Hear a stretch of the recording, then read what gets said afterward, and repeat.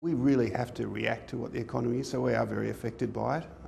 So the Australian dollar affects us in terms of it lowers the value of everything we sell, and as we work on a commission in our auctions, that means we have to sell more product to stand still, so that affects us. Consumer confidence affects us because there's less people purchasing at retail, and so there's less surplus products coming through our channel. So we're constantly looking for new products to be able to sell and for new initiatives in our business, leveraging off our infrastructure. And so what we've done is try to sort of build into new initiatives and new businesses, and also watch our expenses to make sure that we're optimising our profit. Online's interesting. You have so much data. You almost have too much data. You can end up with sort of analysis paralysis because you've just got it coming from everywhere. CRM's vital. And with CRM, it's really about personalisation of your offer in terms of communicating with your customer. And so we're slightly down the path, but it is a really key strategy of ours to make sure that we know exactly what our customers want and be able to communicate with them. Understanding our customer is actually vital for us, as well as we've got two customers, we've also got our vendors. And so we've got CRM around our vendors as well in terms of the way we communicate with them and how often and the sort of results we're getting for them and the products we sell for them.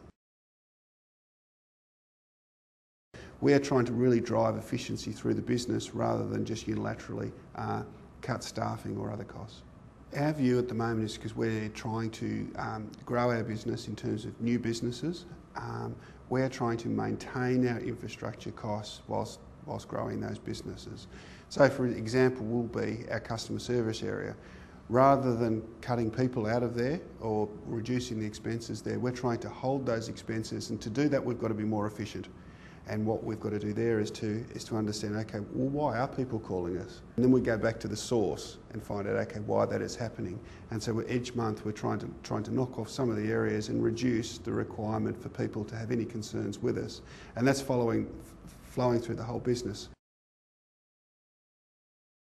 I look at other of our competitors, and they're smaller teams being run by one or two people, and they're able to make changes really quickly and able to sort of start new businesses quickly. We need to have that, and so that requires senior management involvement. One of the things we've actually instituted in the last 12 months is actually putting in a project management office. What that means is that we actually have a lot more due diligence in terms of deciding what projects to do, and also some diligence in terms of making sure they're running through the right process and our projects are executed correctly. So that's been an initiative, probably one of our biggest ones in the last 12 months, to ensure that whilst we might have a great idea, it actually happens, it happens on time, and it's what we want. It's very good to have independent board members when you're going through a time like this, because they're seeing the environment from a totally different perspective than we are sitting out here at Homebush. We're a lot more diligent now in terms of our business planning and presentation, because there's some independent people to review it rather than a group of people that work together. So that's been a large advantage.